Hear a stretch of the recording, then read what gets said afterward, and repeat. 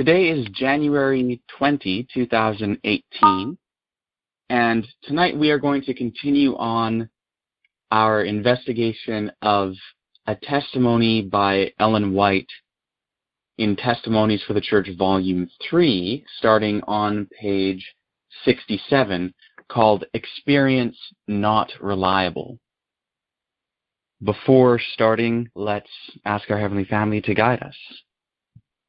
Heavenly Family, thank you once again for guiding us to consider such important principles and subjects as we are.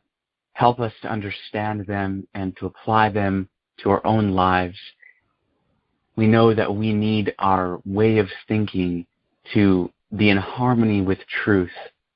And we're really grateful that you care enough to make every effort possible to guide us in this path.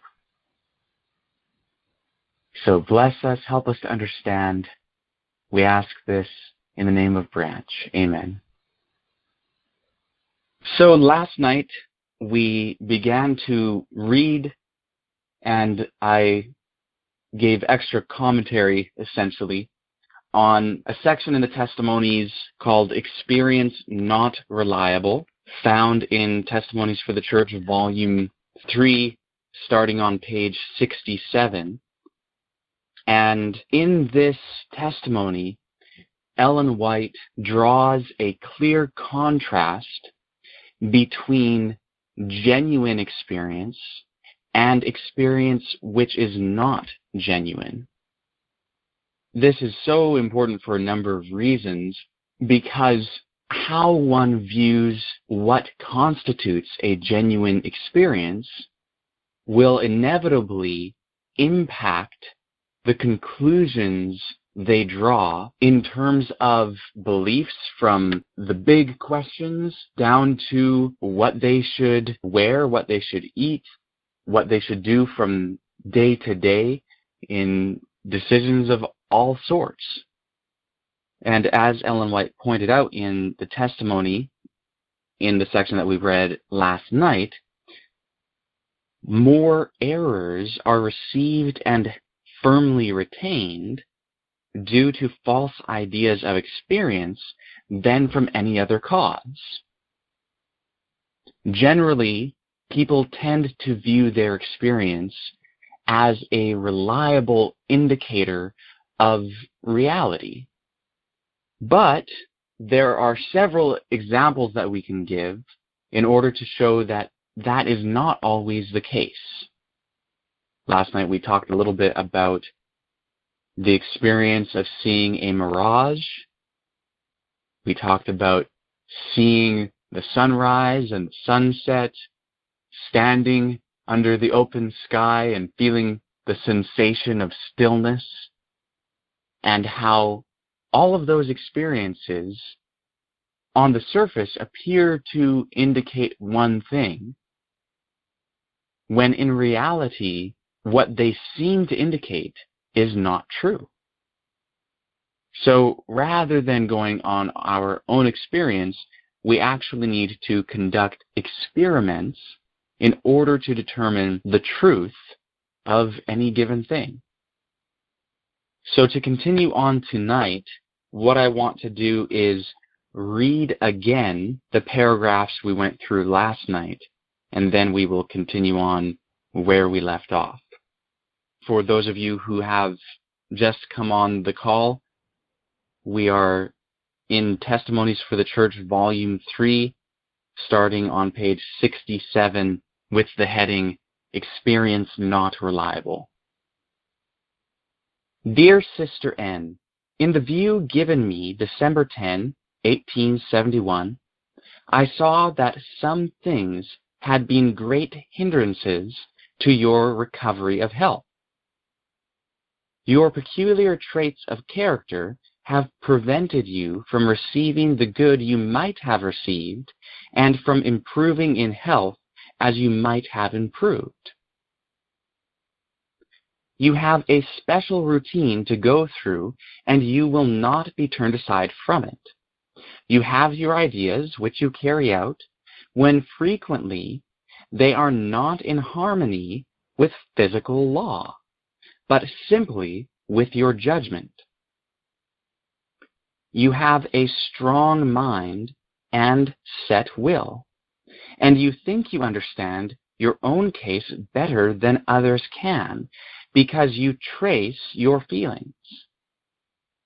You are guided by your feelings and are governed by your experience. You have tried this and that plan to your entire satisfaction and have decided that your judgment was the best to follow in your own case. But what has been your standard? Answer: your feelings. Now, my sister, what have your feelings to do with the real facts in the case? But very little. Feelings are a poor criterion, especially when under the control of a strong imagination and firm will. You have a very determined mind, and your course is mapped out before you, but you do not view your case from a correct standpoint. Your judgment is not safe to be relied upon when it relates to your own case. I was shown that you had made some improvement, but not as much, as fast, or as thorough as you might, because you take your case into your own hands. For this reason, and that you might feel it your duty to be guided by the judgment of the more experienced, I wished you to come to the Health Institute. The physicians of the Health Institute understand disease, its causes, and proper treatment better than you can. And if you will yield your set ideas willingly and abide by their judgment, there is hope of your recovery. But if you refuse to do this, I see no hope of your becoming what you might with proper treatment. As I have before stated, you, my sister, rely upon experience. Your experience decides you to pursue a certain course. But that which many term experience is not experience at all. It is simply habit, or mere indulgence, blindly and frequently ignorantly followed, with a firm, set determination, and without intelligent thought or inquiry relative to the laws at work in the accomplishment of the result. Real experience is a variety of careful experiments made with the mind freed from prejudice and uncontrolled by previously established opinions and habits. The results are marked with careful solicitude and an anxious desire to learn, to improve, and to reform on every point that is not in harmony with physical and moral laws. The idea of others gainsaying what you have learned by experience seems to you to be folly and even cruelty itself. But there are more errors received and firmly retained from false ideas of experience than from any other cause, for the reason that what is generally termed experience is not experience at all, because there has never been a fair trial by actual experiment and thorough investigation with a knowledge of the principles involved in the action. So that brings us up to the end point that we reached last night. Before we read on, I just want to highlight some of the most important elements contained in these paragraphs.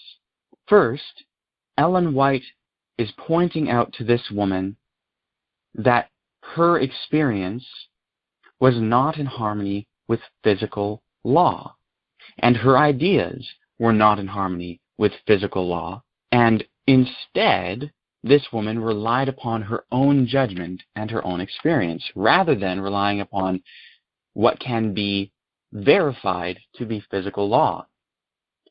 Ellen White clearly was against such a mode of operation. For Ellen White, genuine experience had to be in harmony with physical law. This is a very materialist point of view.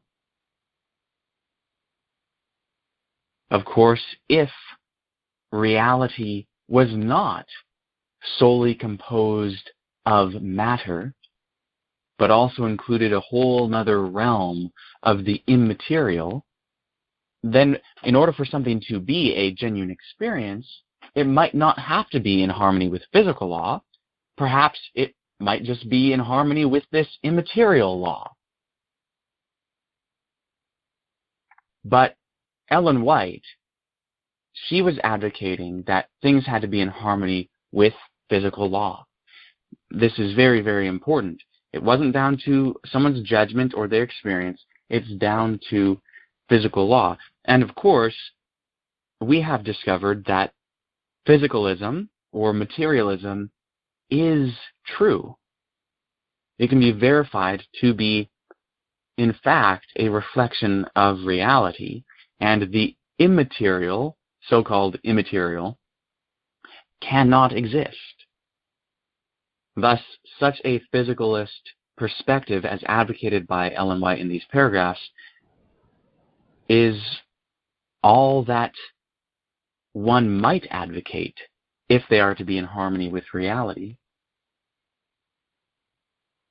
One of the other principles that we spoke of is the fact that the testimonies were written and published not just for the benefit of those to whom they were originally written.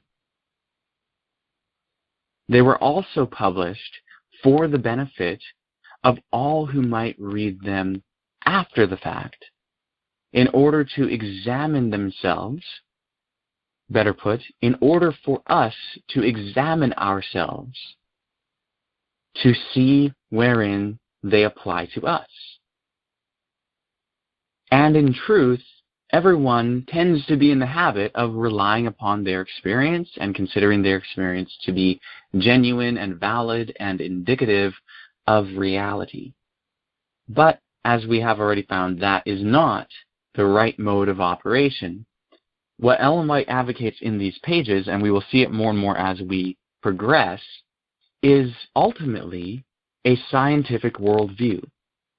It is a perspective where we are not to rely upon something that cannot be verified experimentally.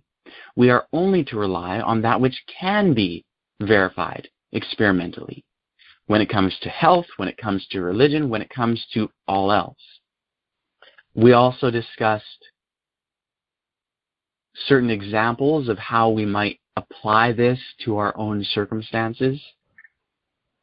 We talked about how simply going through a circumstance and having perspectives concerning it does not constitute a genuine experience. That's just going through something. You can call it experience if you want, but that is not something which gives you proper knowledge. It's not genuine experience. It's not experience which you can look back upon and consider yourself a person of experience because you happen to go through a certain circumstance. Now that's contrary to what most people think. If someone happened to eat something and then get sick, they might conclude, hey, I ate that and then I got sick. Therefore, I know that that thing that I ate is bad. And I know because I experienced it myself. That is not a genuine experience. That is simply going through a circumstance and having perspectives concerning it. And also, it's logically fallacious. It's committing a logical fallacy which confuses correlation with causation. Eating something and then getting sick is no more proof that the thing which was eaten caused the sickness, as dancing and rain falling constitutes proof that dancing causes the rain to fall. In other words, correlation does not prove causation. In order to verify that the thing eaten is the thing which caused the sickness, actual experiments have to be conducted. So, you might actually study the substance on a molecular level and gain a knowledge of the principles involved concerning how those substances or that substance interacts with the human body. That would be one way, and that's probably the best way. Another way is to conduct rigorous experiments, including many people, repeating them. Having a double-blind experiment would be ideal, where you might have a substance that's indistinguishable externally from the initial substance, and a population of people ingesting this substance and the indistinguishable counterfeit of it, if you will, and seeing if the effects are the same with both of them or just with the one that is not the counterfeit. I'm basically explaining what it is to do an actual trial, and you mark the results with careful solicitude, and then you could publish it and get others to try and repeat it and see if they get the same results, and you build up a body of actual information based on these experiments. That's how you would go about verifying it. Ellen White, in this testimony, is really advocating for a high standard as to how we can acquire knowledge. It's not about passing through circumstances and coming to conclusions and thinking that that's genuine experience. No, it is about conducting rigorous experiments in order to verify what is real. Another element that I'll mention from last night's reading is the fact that it can seem very cruel when people gainsay our experience. And if someone does gainsay our experience, pride often rises up, and we say things like, "Who are you to tell me that my experience is not valid? I know what I went through." That is not an appropriate response. That is not the response of someone who really loves the truth. If we really love the truth, we'll be happy for anyone, no matter who they are, to challenge the validity of our experiences.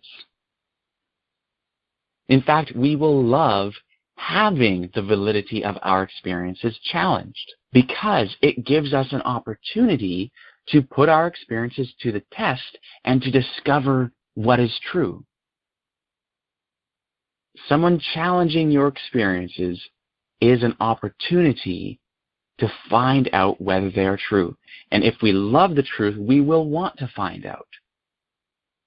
Those are some of the main principles. There, of course, is more, but we won't repeat all of last night's call. Instead, we'll continue on to the next paragraph. And this is on page 69 of Testimonies 3 and begins with the phrase, "Your experience was shown to me." So this is what it says. "Your experience was shown to me as not reliable because opposed to natural law.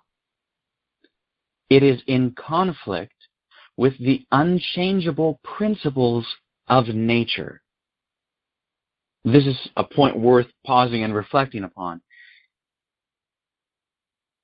Notice that Ellen White says, "Your experience was shown to me as not reliable because opposed to natural law." What this means is that the determining factor as to what constitutes reliable experience is natural law. It shows that what Ellen White is saying is not just applicable to this individual. It's not like this woman, Sister N, was just nuts and had experiences that aren't to be relied upon. No, Ellen White is talking about a deep principle that did indeed apply to this woman, but it also applies to everyone else. And that is, any experience which is opposed to natural law is a false experience. It is an unreliable experience.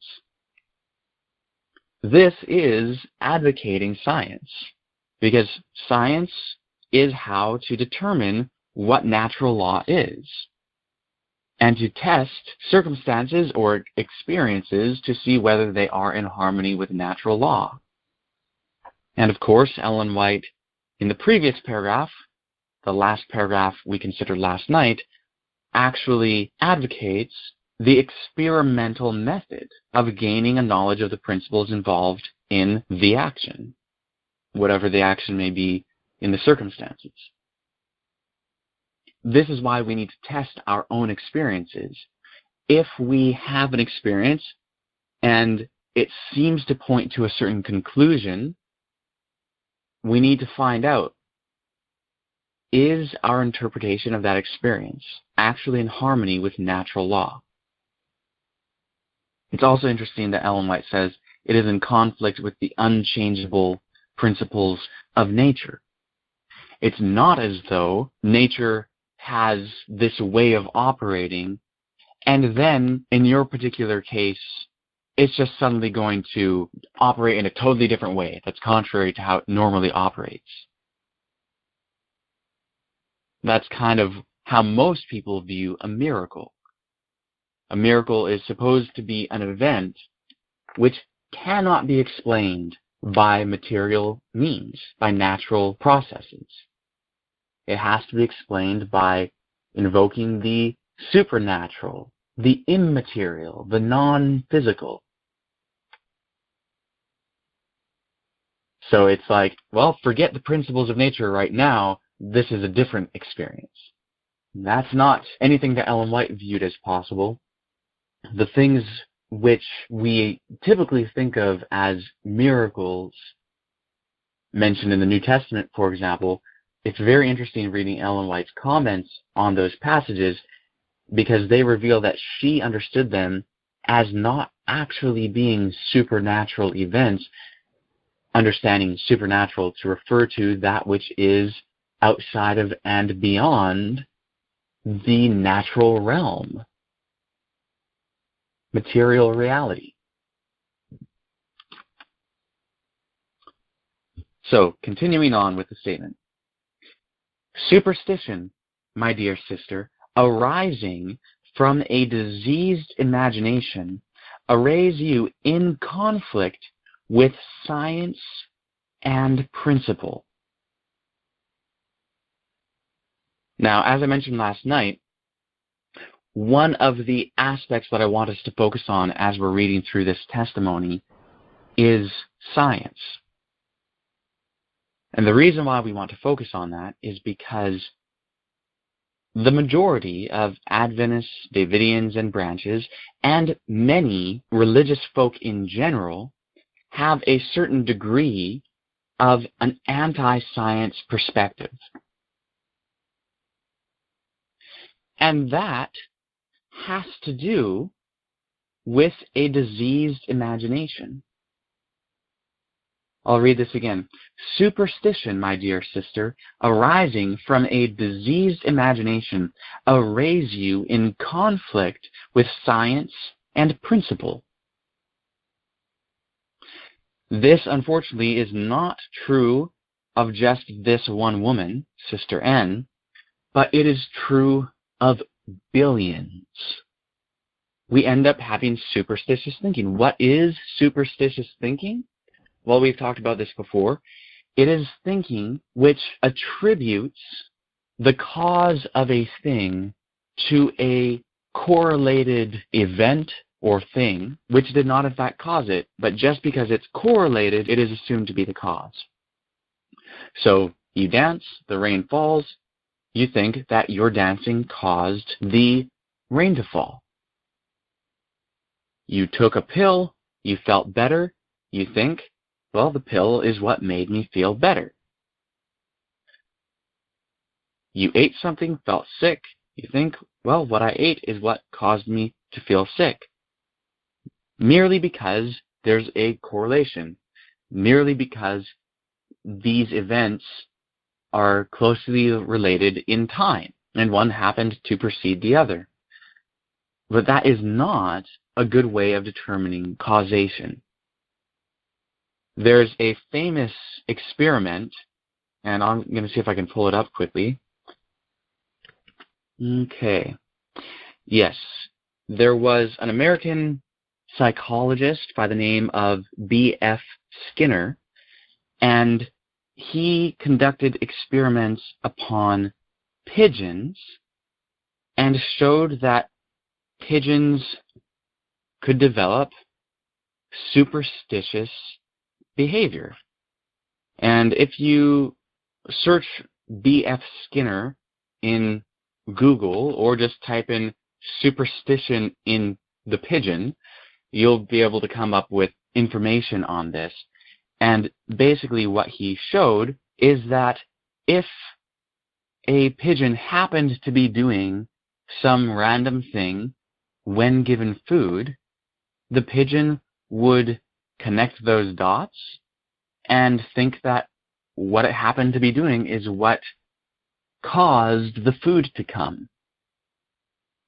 So the pigeon would end up continuing to do this totally unrelated action, whether it was scratching its wing or touching the side of the cage or whatever it may be.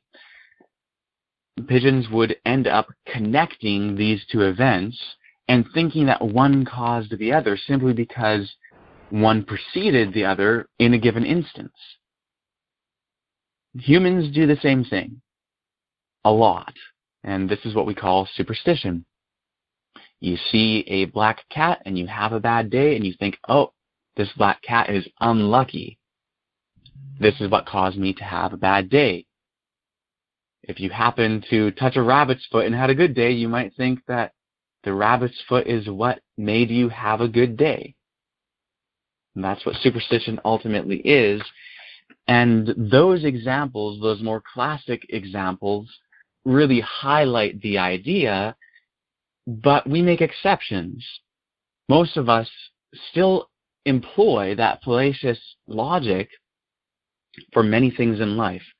I've already given some examples, taking a pill and feeling better, and thinking that because you took the pill first and then felt better, that the pill is what caused you to feel better, eating something and then feeling bad, whatever it may be. And it might not be a pill, it might be an herb. You might really believe in some herb as helping a certain ailment you have because you took it and felt better, but unless it has been experimentally verified with genuine scientific experiment, then that experience cannot be relied upon, even if it did actually cause you to feel better. Maybe it was actually the cause. But the point is that you have no way to know whether it really caused you to improve or not unless you subject it to actual experiments. The reason why that is the case, even if it does work, is because we know that people do things that don't actually work and think that they do because of this correlation. And we know that people assume that two things which correlate are actually related and that one caused the other when in fact they're not. So we know that dancing is not what makes the rain fall. But how do we know that dancing is not what makes the rain fall? Well, it is a result of a variety of careful experiments which revealed the principles involved in the action for why the rain actually falls And it turns out that it has nothing to do with people dancing. There's no physical link between dancing and rain falling. That's how we know that dancing is not what causes the rain to fall. So that's the only way that you can really tell. And we might think that, oh, people who have thought that in the past must have just been stupid. But that's not true. It's not that they were stupid. They just had that way of thinking that, hey, we did this and then this happened. Well, obviously that works, and we use that same thinking all the time. Hey, I wasn't feeling good, and then I drank that echinacea tea and started to feel better. So it would be dumb to think that that's not what caused it. Well, that's exactly what people who have believed in rain dances resulting in rain thought. They believe that they really knew it by their experience. Like, you're going to tell me that dancing doesn't work to make the rain fall? What? Are you stupid? I know it works because I've done it and the rain fell. So that's how we think when it comes to tea, when it comes to food, when it comes to herbs, when it comes to medicine. We end up thinking that just because we did something and then experienced some sort of change, that the thing that we did is what caused the change. No, whether you are right or wrong, you actually don't know whether you're right or wrong unless there's actual experiment. And if you conduct an experiment and you happened to have been right, you may take that as confirmation that you were justified in holding your position. But the point is, you are not justified in holding your position, even if you end up being right, if it is not backed by experience, by actual experiment, at the time of holding the belief. In other words, the only time at which it becomes justified to hold a certain belief is when it has been experimentally verified. Prior to that point, you have no justification, and even if it is later demonstrated to be true, the belief in it prior to that demonstration is just as fallacious. It is just as unjustifiable as if the belief was proven to be false, because you had no way of knowing the difference, and the fact that it ended up being correct was only a fluke. How could it be anything more absent of experimentation? I'm going to read this statement again. Superstition, my dear sister, arising from a diseased imagination, arrays you in conflict with science and principle. For some reason, many Adventists, Davidians, branches, and many other religious folk, but specifically in this instance, Adventists, Davidians, and branches, many who profess these messages seem to see no problem with being in conflict with science. People often think that, oh, well, science doesn't have all the answers, and so what do these scientists really know anyway? No, I know that this is true because of my experience. And we often think that there's nothing wrong with taking that mindset while professing to believe in the inspiration of Ellen White. But Ellen White here is advocating a certain principle that she deemed to be very important. And she had a problem with someone having an experience which is in conflict with science and yet considering their experience reliable. Ellen White clearly believed that our experiences, in order to be genuine, have to be in harmony with science. Now someone may say, well, maybe science just hasn't proved my experience reliable yet. But that defeats the whole purpose and the whole point of considering only your experiences which you can experimentally verify to be in harmony with science to be legitimate.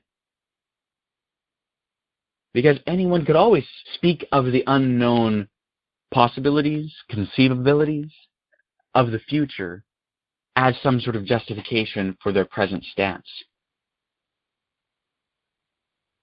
That leaves you exactly at the point of not caring about science at all. To Ellen White, science was important, and our experiences must be in harmony with science if they are to be considered legitimate. If they are not in harmony with science, they are not legitimate. To highlight this a little further, for anyone to profess belief in the third angel's message and to profess belief in the inspiration of Ellen White, and yet to discard the finds of science, is utter hypocrisy. Again, I'll read this statement from Ellen White. Your experience was shown to me as not reliable because opposed to natural law. It is in conflict with the unchangeable principles of nature. Superstition, my dear sister, arising from a diseased imagination, arrays you in conflict with science and principle, which shall be yielded. So Ellen White is now saying, which shall be yielded?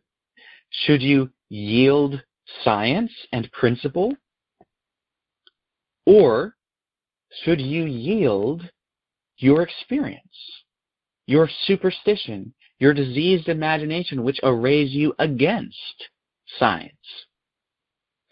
Clearly, Ellen White is advocating to yield our own experience, to yield our diseased imagination and our superstition. So if we come to a point where science says one thing and our experience says another, what ought we to do?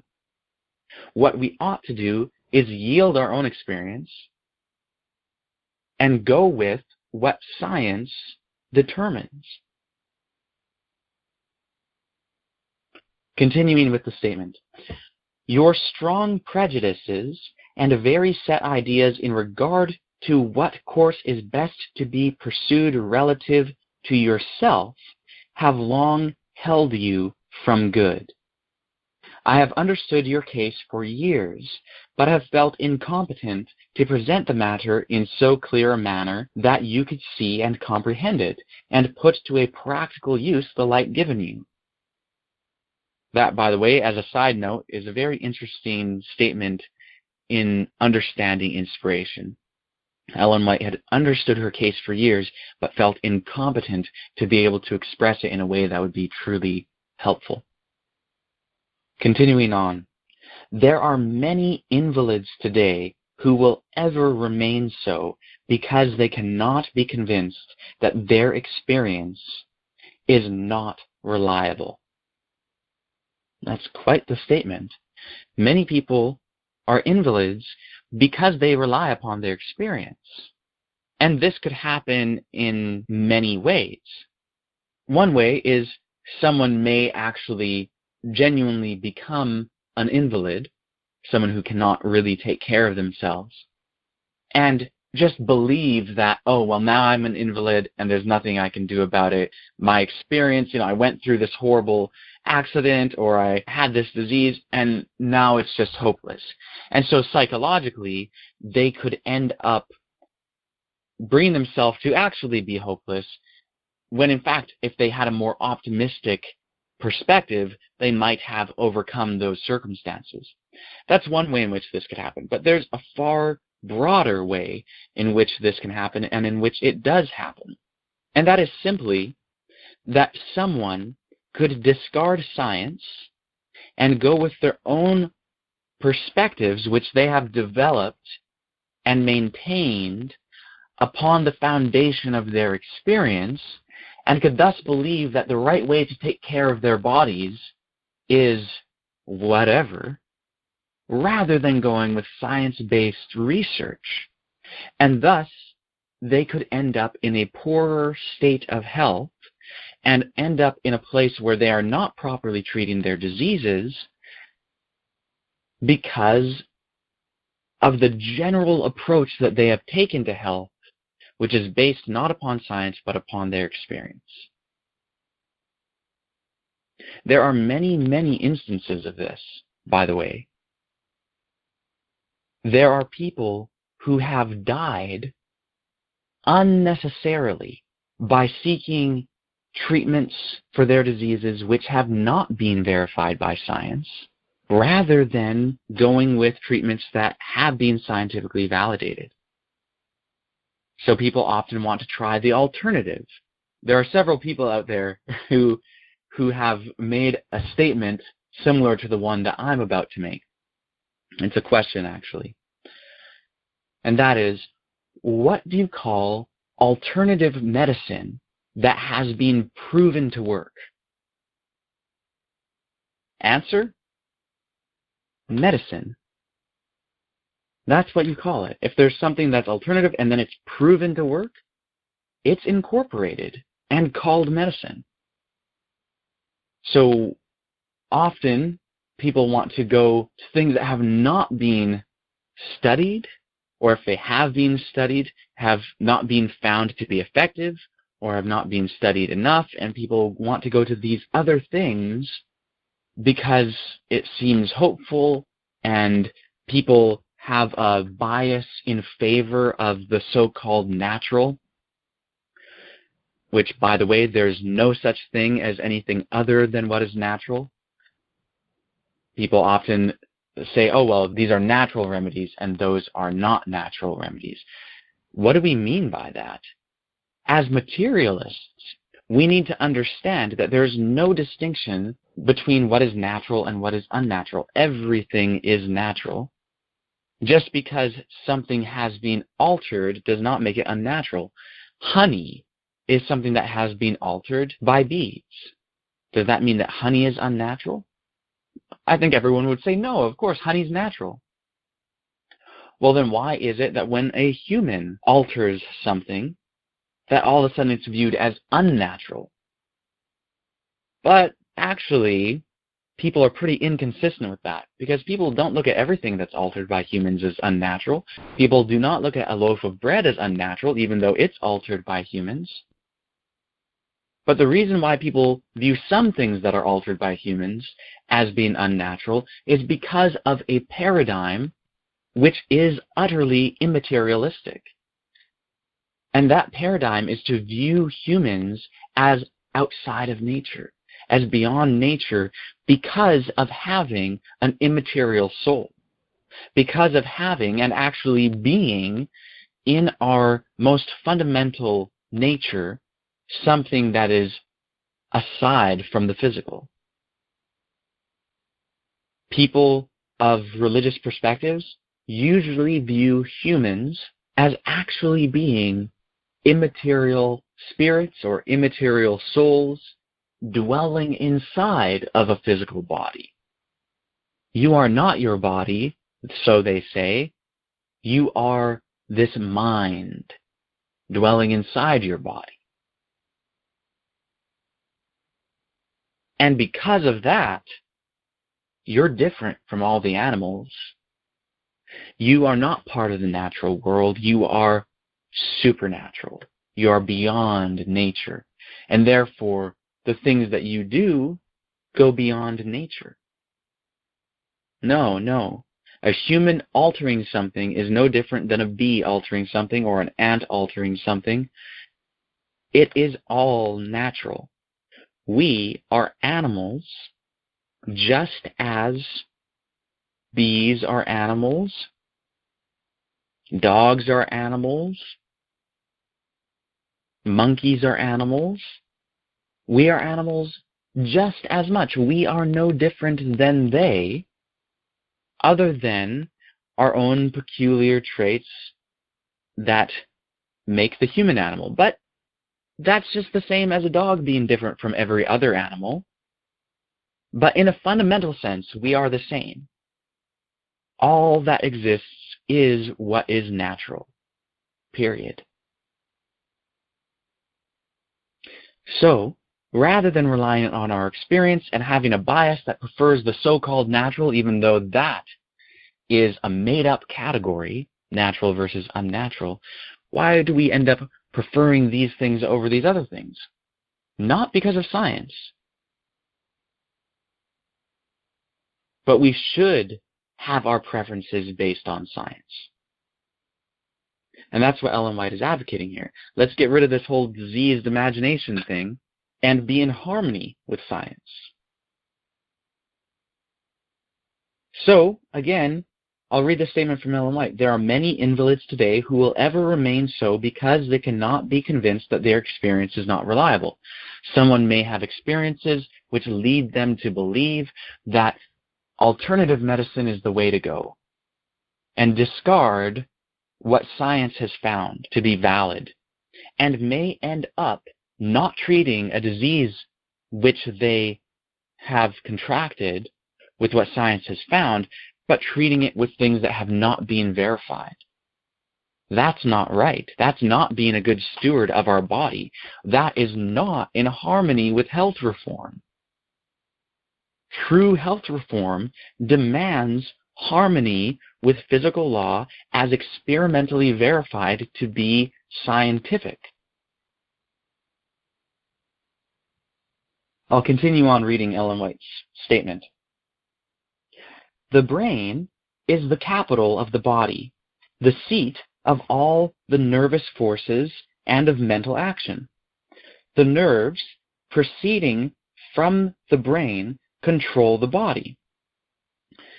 By the brain nerves, mental impressions are conveyed to all the nerves of the body as by telegraph wires, and they control the vital action of every part of the system. All the organs of motion are governed by the communications they receive from the brain. If your mind is impressed and fixed that a bath will injure you, the mental impression is communicated to all the nerves of the body. The nerves control the circulation of the blood. Therefore, the blood is, through the impression of the mind, confined to the blood vessels, and the good effects of the bath are lost. All this is because the blood is prevented by the mind and will from flowing readily, and from coming to the surface to stimulate, arouse, and promote the circulation. For instance, you are impressed that if you bathe, you will become chilly. The brain sends this intelligence to the nerves of the body, and the blood vessels, held in obedience to your will, cannot perform their office and cause a reaction after the bath. There is no reason in science or philosophy why an occasional bath taken with studious care should do you anything but real good. Especially is this the case where there is but little exercise to keep the muscles in action and to aid the circulation of the blood through the system. Bathing frees the skin from the accumulation of impurities which are constantly collecting, and keeps the skin moist and supple, thereby increasing and equalizing the circulation. I want to pause here just to point out that what Ellen White here is saying about the brain and the nervous system and blood flow, etc., is not based on any ancient wisdom or on any folk understanding of health. It's based on science, the best science of her day. She clearly believed that the finds of modern science were something very important, something to be relied upon, and something to be incorporated, not just incorporated, but in fact determinative in our understanding of health, and should be the guide to know what to do. It's also very interesting to me that Ellen White recognized the psychological impact upon our health and how someone could rob themselves of the benefits of something that is actually good due to the psychological effect upon the body. That's very important when trying to understand whether or not experience is reliable, because our experience is often, to a large degree, impacted by our psychological perspectives. But as Ellen White pointed out, with this woman who obviously thought that a bath would be injurious to her, there's nothing in science or philosophy which would indicate that an occasional bath would do anything but good. So notice here that Ellen White again brings up science and how really there's nothing in science to show this, so therefore you shouldn't believe that. There's nothing in science to show that a bath will do you anything but good, so you shouldn't believe that a bath will do you anything but good. Continuing on, persons in health should on no account neglect bathing. They should by all means bathe as often as twice a week. This shows you a little bit of the datedness of the statement.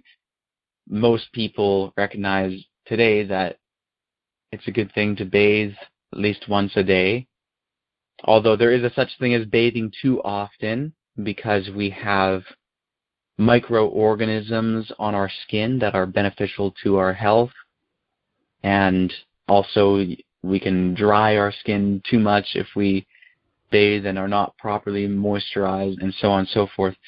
But I think that most recognize that it's good to bathe more than twice a week. But again, Ellen White's writing at a different time, with, of course, that different time included a different setting. Those who are not in health have impurities of the blood, and the skin is not in a healthy condition. The multitude of pores, or little mouths, through which the body breathes, become clogged and filled with waste matter. The skin needs to be carefully and thoroughly cleansed, that the pores may do their work in freeing the body from impurities. Therefore, feeble persons who are diseased surely need the advantages and blessings of bathing as often as twice a week, and frequently even more than this is positively necessary. Whether a person is sick or well, respiration is more free and easy if bathing is practiced. By it, the muscles become more flexible, the mind and body are alike invigorated, the intellect is made brighter, and every faculty becomes livelier. The bath is a soother of the nerves. It promotes general perspiration, quickens the circulation, overcomes obstructions in the system, and acts beneficially on the kidneys and urinary organs. Bathing helps the bowels, stomach, and liver, giving energy and new life to each. It also promotes digestion, and instead of the systems being weakened, it is strengthened. Instead of increasing the liability to cold, a bath properly taken fortifies against cold because the circulation is improved and the uterine organs, which are more or less congested, are relieved. The blood is brought to the surface, and a more easy and regular flow of the blood through all the blood vessels is obtained. So, of course, there's no need for us to comment on all the details of what she is describing here, since our purpose is not so much this individual woman's case, but the principles involved. Continuing. Experience is said to be the best teacher. Genuine experience is indeed superior to book knowledge. But habits and customs gird men and women as with iron bands, and they are generally justified by experience, according to the common understanding of the term. Very many have abused precious experience. They have clung to their injurious habits, which are decidedly enfeebling to physical, mental, and moral health.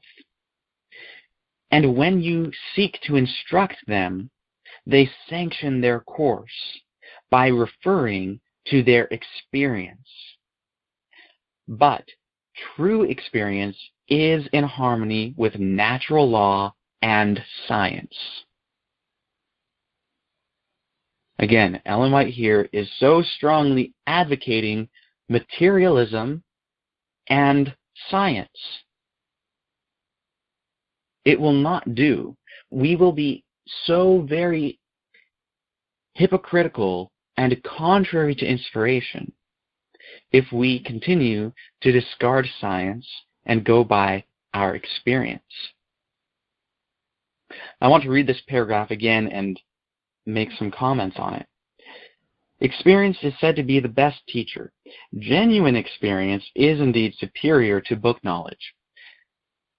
In the form of this statement contained in Christian Temperance and Bible Hygiene, Ellen White changed the word book to theoretical.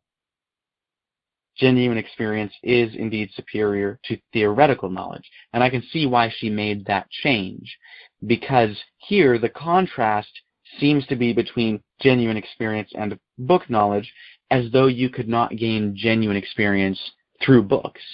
But in fact, you can do experiments which involve books and have, genuine knowledge and genuine experience based on that.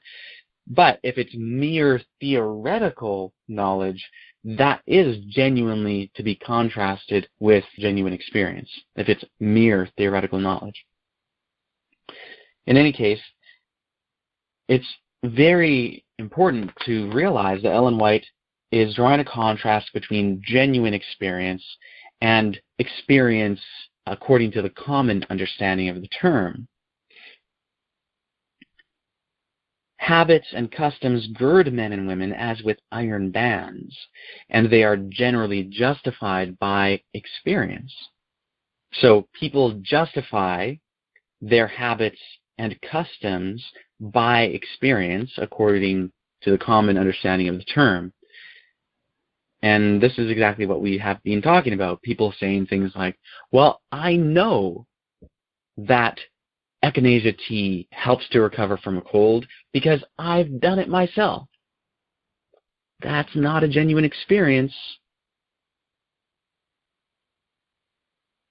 To my knowledge, echinacea tea has been rigorously tested scientifically and has not been shown to be effective. Everyone can check into that for themselves. It's just an example. But the point is, we should not rely on the fact that we went through a circumstance, did something happened, and use that as justification for our habits and customs. Let us no longer use our experiences as justification for our habits and customs. Ellen White is clearly counseling against that. I'll read the statement again. But habits and customs gird men and women as with iron bands, and they are generally justified by experience according to the common understanding of the term. Okay, so Ellen White is clearly counseling against that.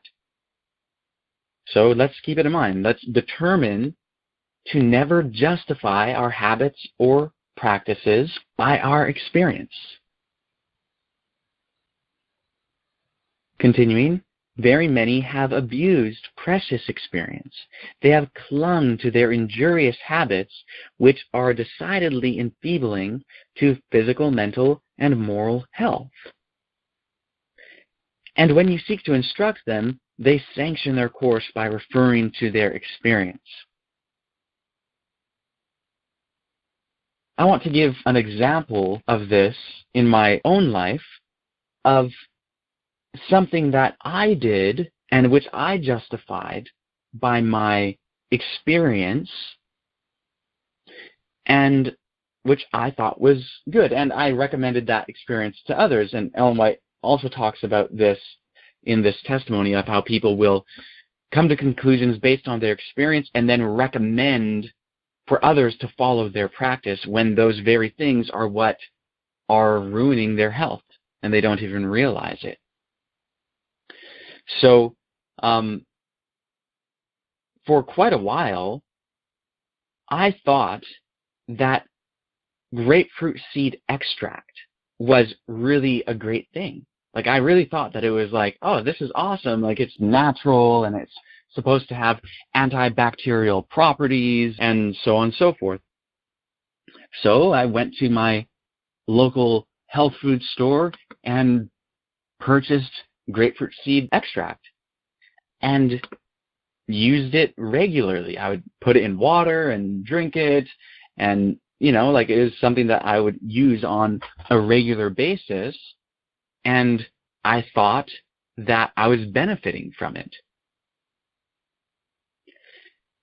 And then, when learning these principles contained in the testimony which we are reading, I realized I don't have a scientific basis for believing in the efficacy of grapefruit seed extract. So let me do some research and find out if there has been any scientific experimentation on grapefruit seed extract. And it turns out that there has been a lot of scientific experimentation on this issue. And what has been found by many scientists working independently from each other, doing separate experiments, repeating them, etc., is that grapefruit seed extract has no antibacterial, antiviral, or antifungal properties at all. It is entirely ineffective against harmful bacteria, viruses, and fungus. But what they also found is that many, and in fact most, of the grapefruit seed extracts that are sold in health food stores and are available in the alternative health field are contaminated with a synthetic compound known as benzethonium chloride, which is a cleaning agent. Basically, it's a compound that's used in like surface cleaners and stuff like that, and it does kill bacteria, not just bad bacteria, and it is not safe to ingest. And in these grapefruit seed extracts, it is in uncontrolled doses. It just really depends on the batch. Sometimes it's a lot higher dose, sometimes it's a lower dose, but it's definitely something that's unsafe to ingest. And it's a bad thing that these grapefruit seed extracts with this contaminant are readily available and people are consuming them. What makes matters worse is that specifically when it comes to bacteria, it is very important to use antibacterial things rightly and wisely. To just randomly or whenever ingest antibacterial substances, especially if they are in uncontrolled doses, could result in awful things. The reason why is because bacteria develop very, very quickly. They reproduce very fast.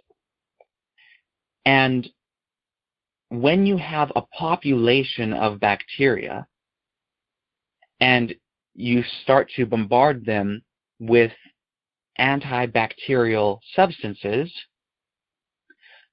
what usually happens is that within that population of bacteria, some happen to have genetic mutations which make them resistant to the antibacterial substance. So you may take some sort of antibacterial substance and wipe out let's say 98% of that bacteria population, and maybe it was actually harmful bacteria and you actually start to experience some sort of benefit. But then that 2% is left over and they were resistant, and now they reproduce and pass on that mutation which was resistant to that antibacterial substance. And now you have a whole population of bacteria that are resistant to that antibacterial substance. Now what are you going to do? This is why antibiotics need to be taken all the way. Science has found with certain antibiotics, when someone has a bacterial issue, that you need to take this dose this often for this period of time.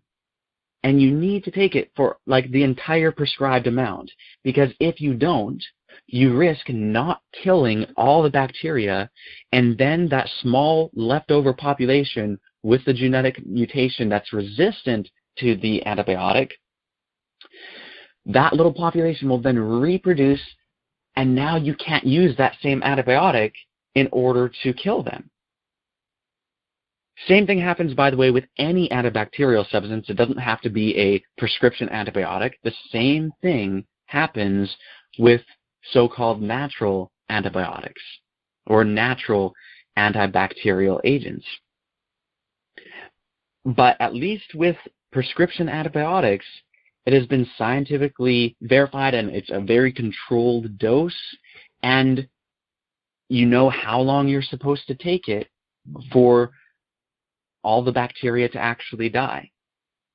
So, I had been using this grapefruit seed extract. Little did I know that I was actually ingesting a harmful substance in uncontrolled doses, and I may very well have messed up my microbiome. Perhaps I've done that, and perhaps that will last years. It's possible. I don't know, but I'm just saying that that sort of thing can happen. And here people think that, taking stuff from alternative health sources is somehow safe. No, alternative health stuff is unregulated. And very often, when supplements and products sold in the alternative health field are subjected to scientific investigation, they often contain substances which are not on the label, and sometimes those substances are harmful. That's bad. That's really, really bad.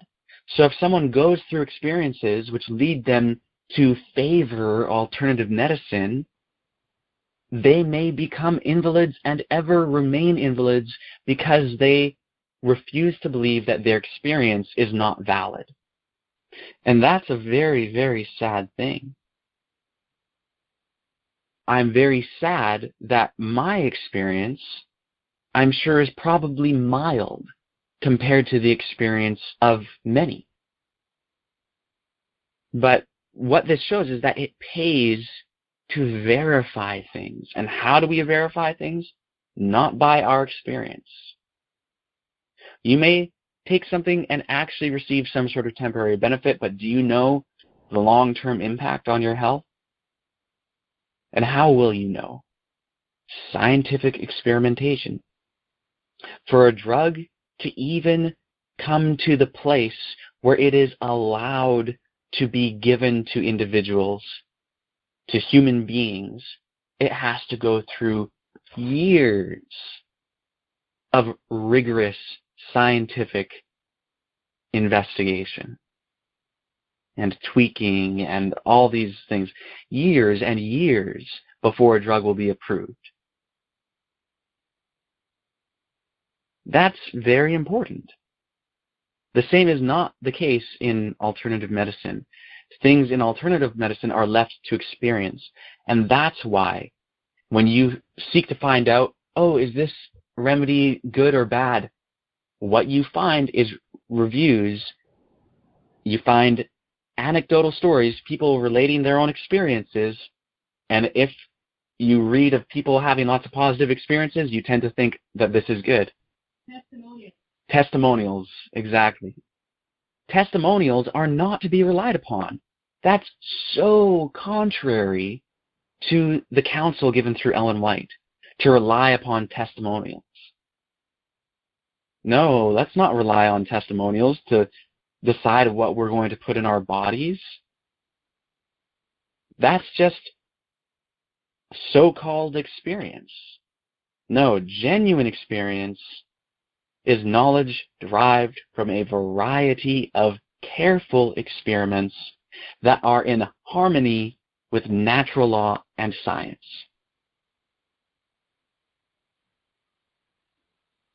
So let us not cling to our so-called experience. Let us instead cling to natural law and science. And let us be as resistant to anything which is not backed by science as we formerly have been resistant to that which is backed by science. Because often we have conspiratorial thinking and we have political thinking which pulls us in the direction of viewing science and scientists in a negative light. But those perspectives, political and otherwise, are most often founded upon experience, which is not a reliable guide. We need to, I'll put it like this: death to anti-science perspectives. We need to put a death to that. We need to kill those types of perspectives in our own minds. We need to be totally done with our own anti-science jargon, whether verbalized or just internal within our own thoughts.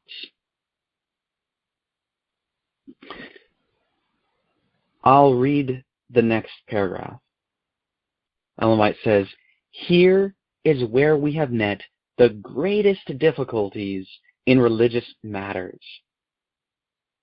The plainest facts may be presented, the clearest truths sustained by the Word of God may be brought before the mind, but the ear and heart are closed, and the all-convincing argument is my experience."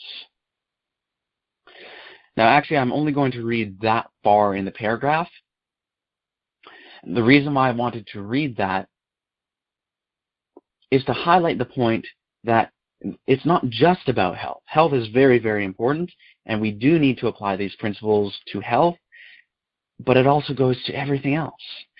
Ellen White mentions religion here, but notice she's taking this principle and she applies it to another area of life. That's what we need to do.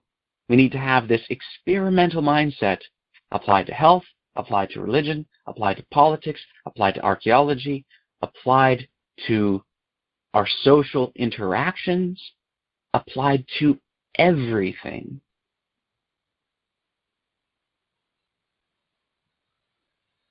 That's what is ultimately most important. And again, I want to briefly mention the implications of this when it comes to morality. Because we have found that that which is morally wrong is simply that which is against material reality. Another way to put that is that which is against natural law, that which is against science. That is what is morally wrong. What is morally right is simply that which is in harmony with truth, that which is in harmony with material reality, that which is in harmony with natural law, that which is in harmony with science, that which is in harmony with experiment, a variety of careful experiments. To act upon experience that is not genuine experience, that is not based upon a variety of careful experiments, is to act immorally, whether it's in regard to health, politics, religion, or any other thing. That's why this is so important. In order for us to be fit for the kingdom of heaven, we need to be experimentalists. That's the bottom line. So we won't continue on reading the rest of this paragraph because it does slightly change in focus, and we've been on for almost an hour and a half. So does anyone have any comments or questions before we bring the meeting to an end? I have a question. How would we apply this socially? Excellent question. Okay, so how we would apply this socially, perhaps the best way for me to do this is to give, it's not so much an example, but I'm going to mention a type of circumstance, of social circumstance, and contrast approaching it with a non-experimental perspective and approaching it with an experimental perspective. So socially, how this might apply is that you might go to a store and have a friend who works at the store or owns the store, and they're your friend, and some guy walks in and is offering to do some sort of business, and your friend tells you that guy is a real jerk.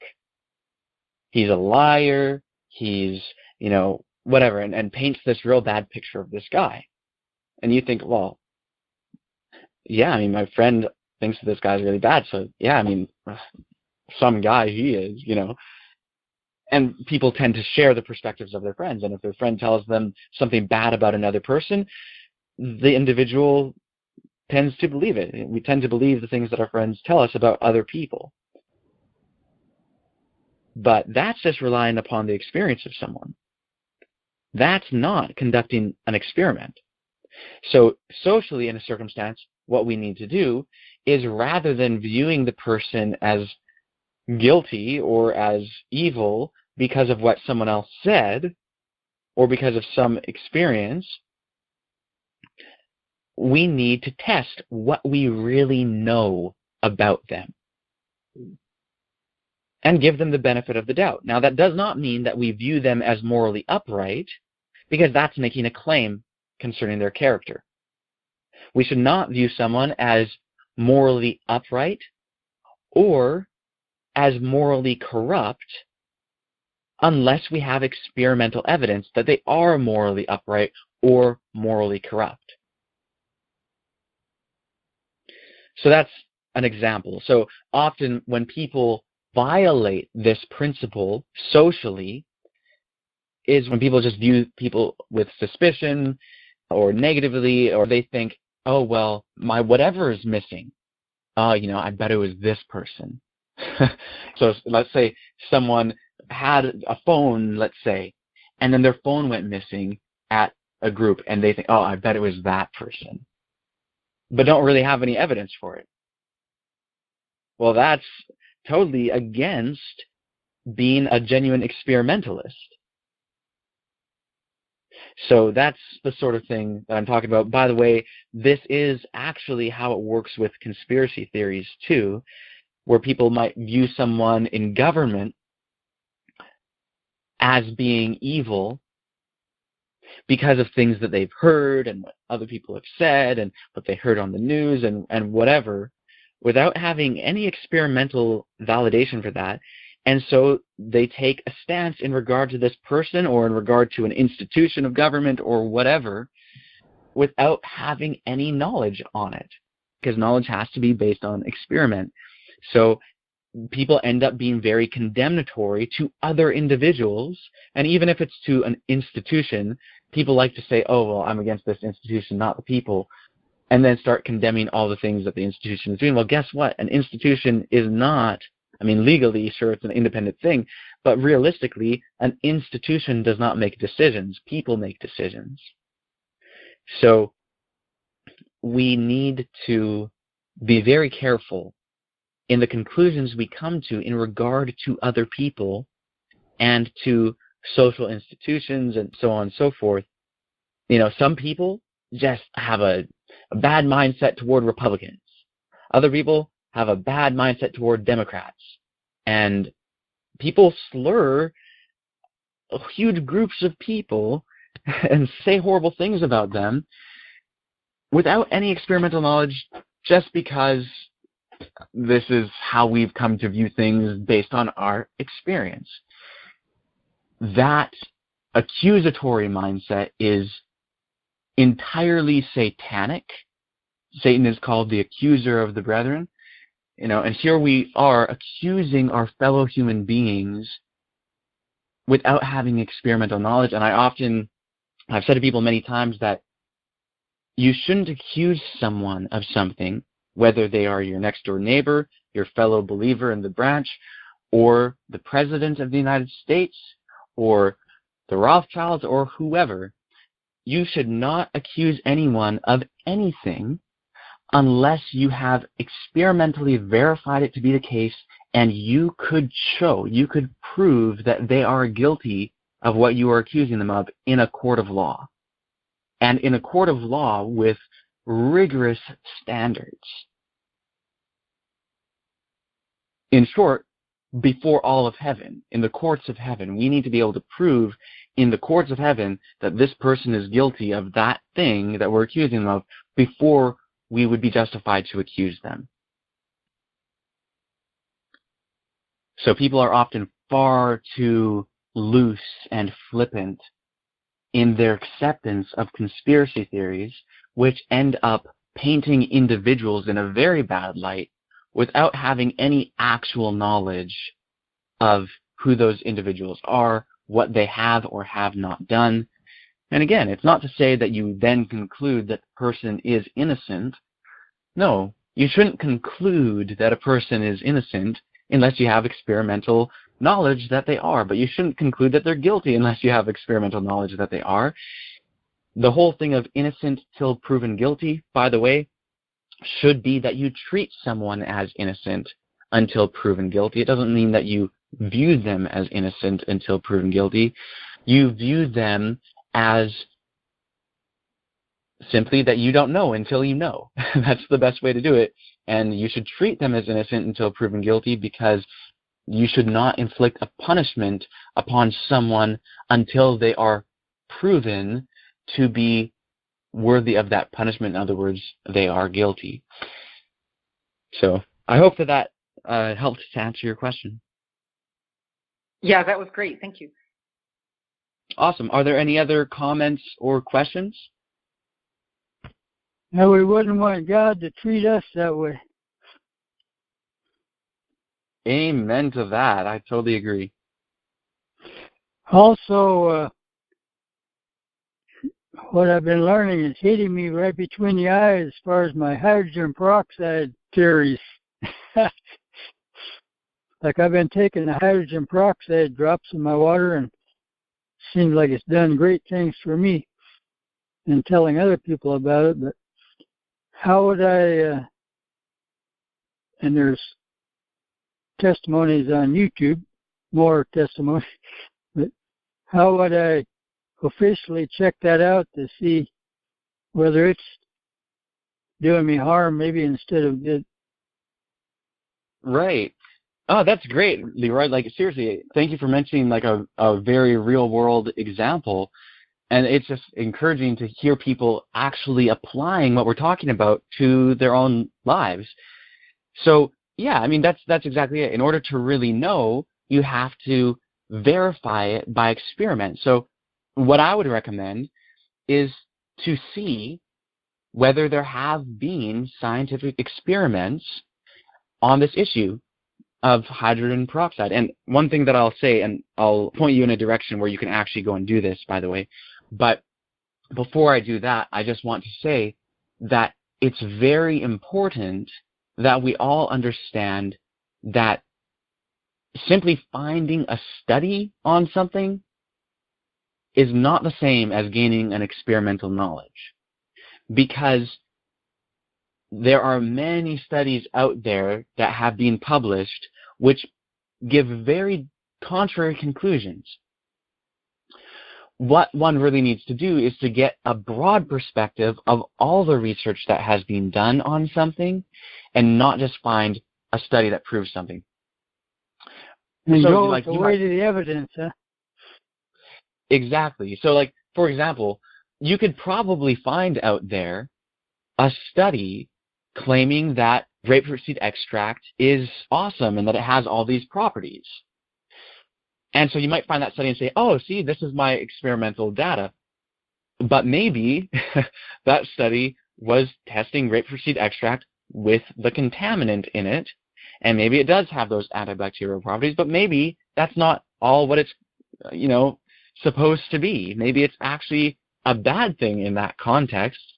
So you have to look up all the research that has been done on it. So what you want to find are systematic reviews where scientists have collected all the information and have analyzed the value of the study. And not all studies are created equal.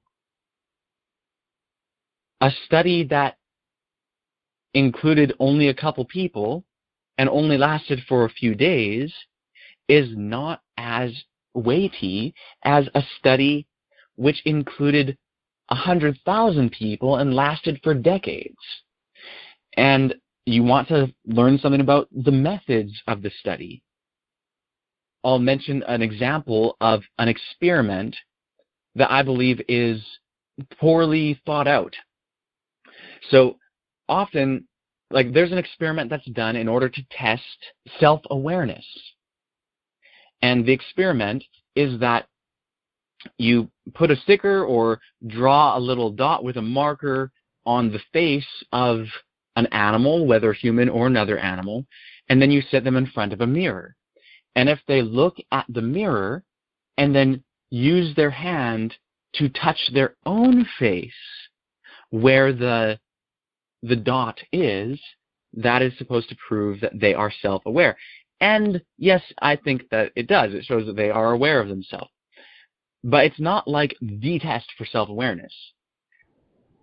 Because what that seems to be a better test for is whether something has figured out how a mirror works. But being aware of oneself and understanding how a mirror works are not the same thing. So you could have something that's aware of itself and yet not understand how a mirror works and not recognize the image in the mirror as being a reflection of themselves. So basically what I'm saying with that is that seeing a reflection of yourself and touching your own face is one way to show self-awareness, but not having that experience does not show that something is not self-aware. And also you kind of have to define what self-awareness is, because ultimately, if something feels an itch and scratches their own itch, it shows that they are self-aware to a certain degree or in a certain way. But I don't think that's what people are trying to test when they're trying to figure out self-awareness. But seeing a dot in a mirror and touching your own face, to me, is only showing really that same type of self-awareness as feeling an itch, in addition to the fact that they understand how mirrors work. So often people look at an experiment like that and use it to draw conclusions about the psychology of animals and so on that really cannot be drawn based on the experiment, because the experiment can really only go so far in what it shows. So you want to keep this in mind when you're doing research on a particular issue. You want to ask, what does the experiment actually show? What are the limits of the experiment? Are the methods actually devised in such a way to give the conclusions that the scientists are seeking? Is it actually a valid experiment to answer the question that is supposed to be answered? So this is all important to keep in mind. Anyway, if you go to bdsda.com and go to the resources page, at the bottom of the resources, there's a section on health, or at least close to the bottom. There are health resources that we have posted on the resources page of bdsda.com. And one resource in particular, the Cochrane Library, is pretty good because it collects systematic reviews of experiments that have been done on many, many different issues. There's also a blog that is referenced on our resources page, Science-Based Medicine. It's the Science-Based Medicine blog or Science-Based Medicine website, and they post many articles on just that, science-based medicine. And on that website, you can find many resources to many, many other things. That's what I'd recommend if you want to really get to the bottom of it with hydrogen peroxide. You can go to the resources that we have linked on the website and, do searches for hydrogen peroxide and find out what experiments have been conducted and what picture science paints as to the efficacy or lack thereof and safety or lack thereof of hydrogen peroxide. And then as experimentalists, let's just say that it turns out that it's not all that you thought it was. Well, then you would have to, in order to be in harmony with truth, you'd have to discard your own experience to go with the scientific findings. Another resource that I'll mention that's a pretty fun resource in a way is a YouTube channel called SciShow.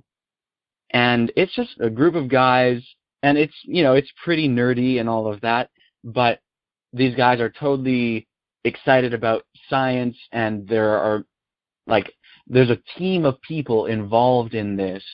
They're basically educators in terms of science, and the SciShow YouTube channel has many other YouTube channels that go along with it. There's SciShow Space, there's SciShow Kids, there's SciShow Psych, which is about psychology, and there's also another channel called Crash Course, which is put out by the same people, and they give crash courses in many different subjects, including the sciences. They have tons of YouTube videos. You could probably do a search within their YouTube channel for hydrogen peroxide, and I don't remember for sure if they have something, but the reason why it came to my mind is because I think that maybe they do have a video on that subject. And basically in their videos, they just, in a short, brief form, report scientific findings, and in the description of the videos, they provide links where you can go and validate it yourself and do your own research. So anyway, those are some good resources and ways that you could investigate that particular issue. I got that SciShow thing written by the evidence or experience is not reliable, so you must have given it to me before. Okay, cool. Yeah, I know that we have mentioned it on the calls. Yeah, it's a great YouTube channel, and they effectively communicate science and also just promote science in general, which is awesome. So, amen. Awesome.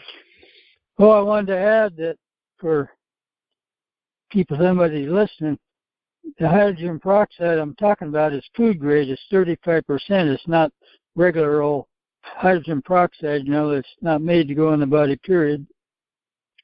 Yes, that's an important qualification for sure. So we've been on the call now for an hour and 45 minutes, and so we should bring it to an end. If anyone else had further comments or questions on this, we can move the discussion to the Branch Davidian SDA Facebook group. Feel free to comment on it, and we can discuss things there. And if you just prefer to discuss it on the call, you can write down your comment or question, and then you can bring it up next week when we continue on with experience not reliable. So would anyone like to thank our Heavenly Family? I thank you, dear Heavenly Family, for all I've learned on this subject, and help me to put it into practice. Help us to be science-based and not feeling-based. And give you our hearts to continue to teach us. In Jesus' new name, the branch, he and she. Amen. Amen. All right. Love you all a lot. have a good night and a good week, and greatest blessings to all of you. Shalom. Shalom. Good night.